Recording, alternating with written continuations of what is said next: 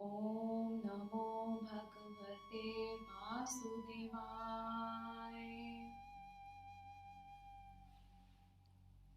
स्वागत है आप सबका। हरे कृष्णा, जय सच्चे की। कैसे हैं आप सब लोग? मस्त एकदम। मैं भी मस्त हूँ भाई। इस समय तो मस्ती का दिन है, मौका ही है। क्यों मौका है, क्या मौका है बताइए। भाई हमारे संस्कृति का, हमारे भारतवर्ष का इतना सुंदर पर्व आ गया है, गुरु पूर्णिमा। जी हाँ, गुरु पूर्णिमा। आज ये वीडियो उसी गुरु गुरु को अर्पित है, गुरु पूर्णिमा के लिए है। तो चलिए मिलकर बात करते हैं गुरु पूर्णिमा के बारे में। सबसे पहले कि गुरु पूर्णिमा कब मनाई जाती है। मैंने आज फिर से नोट्स बनाए हैं आप सबके लिए, अपने सब दोस्तों के लिए।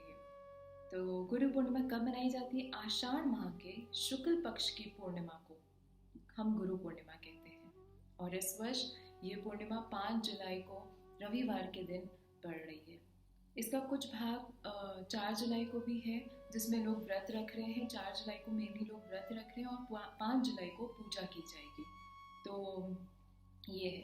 अब नेक्स्ट पॉइंट मैंने तैयार किया है कि इसकी पौराणिक कथा क्या है। गुरु पूर्णिमा कहाँ से शुरू हो रही है और किस लिए मनाई जाती है, कहाँ से आ रही है।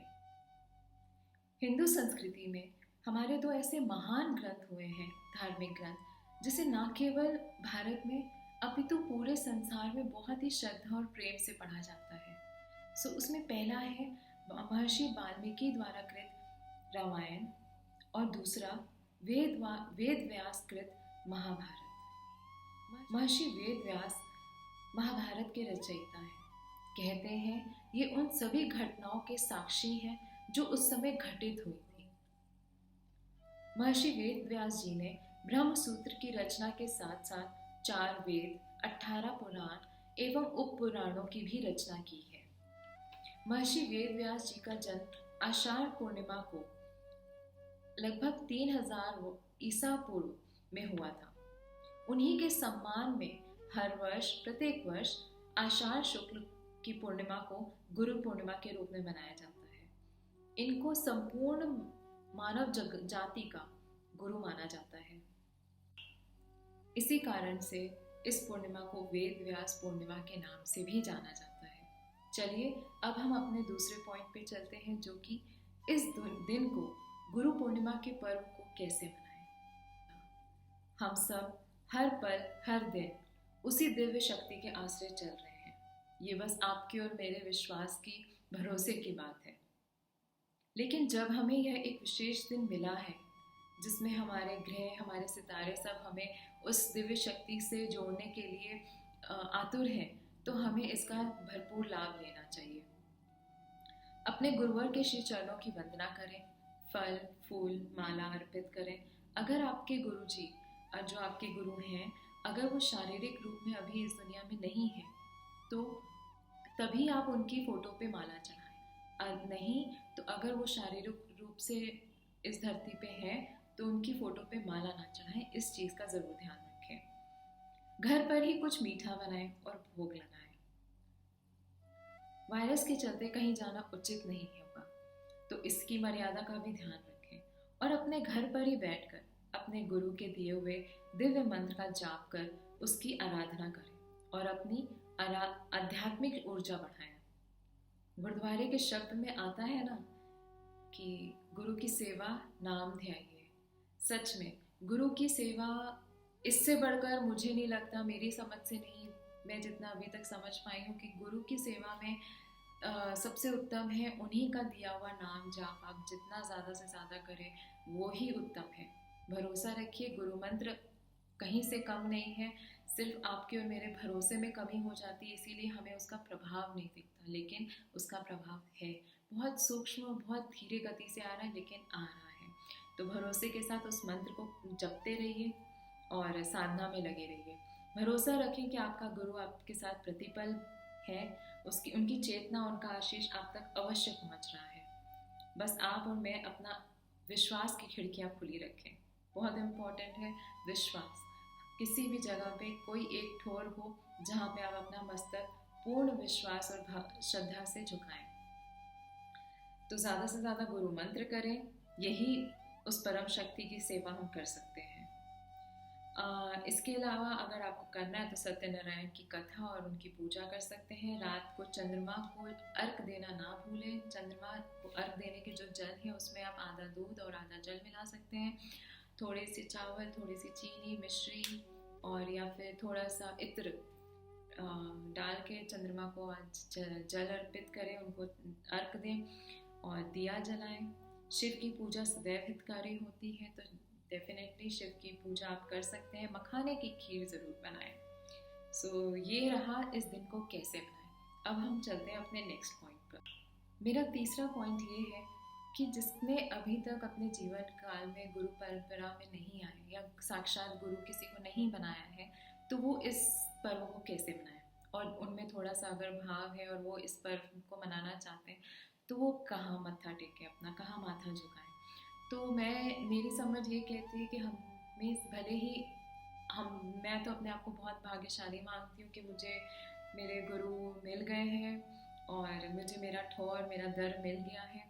तो अगर किसी ने नहीं बनाया है तो भी हम सबके जीवन में ऐसा कोई भी नहीं है जिसके जीवन में गुरु ना हो। हमारे माता पिता हमारे सबसे प्रथम गुरु हैं, उनके आगे अपना भाव रखें, या वेद व्यास जी जो संपूर्ण मानव जाति के गुरु हैं, उनका कोई प्रतिबिंब, उनका कोई चित्र निकाल के उनकी पूजा कर सकते हैं। और या फिर अगर आपका भाव भोले बाबा में है तो वो भी भंडारी आदि देव आदि गुरु माने जाते हैं, उनके आगे गुहार लगाएं कि आपको भी इस जीवन में कोई सच्चा संत, कोई सच्चा सदगुरु मिले और आपकी नैया भी पार हो, क्योंकि बहुत दुर्लभ भाग्य होता है जो गुरु मिलता है। सो मेरे को गुरु मिल चुके हैं, मैं अपने आप को बहुत बड़भागी मानती हूँ, बहुत कृत हूँ कि मुझे गुरु दीक्षा मिल चुकी है। सो जिनके पास नहीं है, कोई दीक्षा नहीं ली हुई है जिन्होंने, तो वो ये भी कर सकते हैं। अब मैं अपनी बात को विश्राम दूंगी। विश्राम कबीर बाबा के दोहों के साथ। जी हाँ, मुझे कबीर बाबा बहुत बहुत प्रिय हैं। उनके दोहे, उन्होंने जिस प्रकार गुरु की महिमा का व्याख्यान किया है वो बहुत ही अतिशय प्रिय है मुझे। सो मैं आपसे एक विनय भी करूँगी कि अपने गुरु पे भरोसा रखें, पूर्ण विश्वास रखें, एक ठोर रखें और पूर्ण समर्पित के साथ उस ठोर से लगे रहें, क्योंकि गुरु बहुत सहजता से हमारी हर परिस्थिति में हमारे साथ रहते हैं। तो अपना विश्वास को ना डगवाएं, क्योंकि हमारी संस्कृति भी ऐसी ही है। हमारी संस्कृति में ये है कि भगवान का दिया श्राप गुरु मिटा सकता है। भगवान से अगर हम श्रापित हैं और तो हमारे गुरु में हमारी इतनी शक्ति है कि हमें उस श्राप से मुक्त कर सकता है। लेकिन वहीं अगर हमें गुरु ने श्राप दे दिया है, गुरु हमसे ना खुश है, तो भगवान भी कुछ नहीं कर सकते। तभी तो अपने कबीर बाबा कहते हैं, गुरु गोविंद दो खड़े काके लागू पाओ। गाइए मेरे साथ गाइए। गुरु गोविंद दो खड़े काके लागू पाओ, बलिहारी गुरु आपने जिन्हें गोविंद दियो बताए। कितनी सही और सच्ची बातें हैं ये सब। अगर उसको आत्मसात करने की कोशिश करें, उसको थोड़ा सा समझने की कोशिश करें, तो गहरी भी बहुत है और सरल भी बहुत है। कुछ दोहे हैं जो मुझे बहुत प्रिय हैं, आपके साथ बांटना चाहूँगी। बहुत सरल है, समझने की कोशिश करिएगा।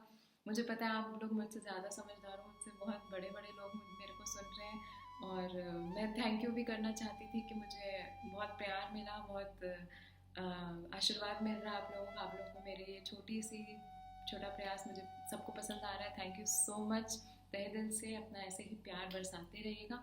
चलिए सुनते हैं कुछ दोहे गुरु की महिमा के लिए।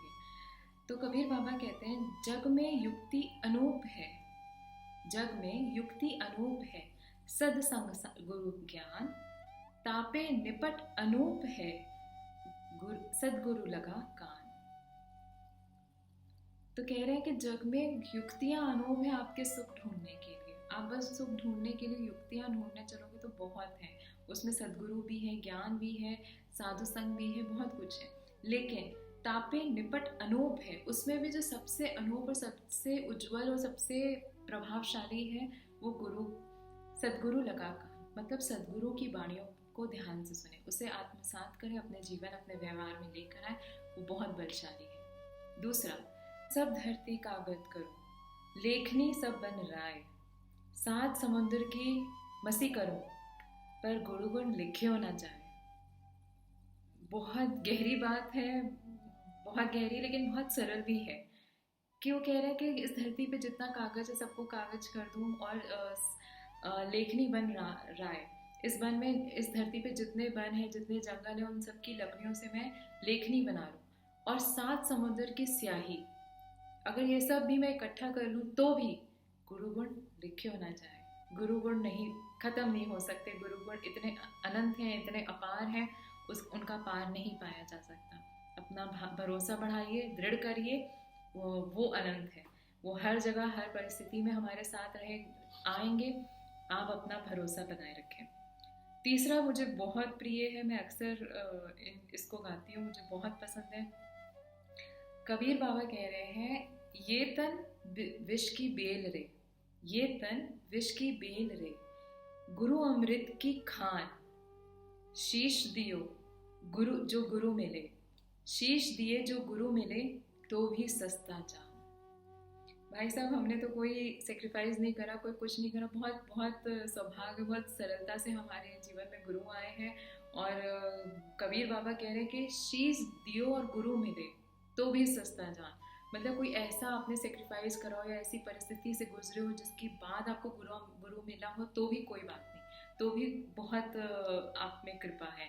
तो सोचिए, ज़रा सोचिए, हम सब के पास जो गुरु जी हैं, तो हम लोग कितने भाग्यवान हैं, कितने बलशाली हैं। तो बिल्कुल डगमगाए ना अपनी परिस्थितियों से, भरोसा रखें, मुस्कुराते रहें, खुश रहें। और बहुत बहुत धन्यवाद आप सबका, आपने इतना प्यार दिया। और आप सबको गुरु पूर्णिमा की बहुत बहुत बधाई। खूब अच्छे से मनाएं, अपने सदगुरु की बाणियों पे ध्यान दें, अपना प्यार बरसाते रहें। जय सच्चे की, हरे कृष्णा, जय श्री कृष्णा।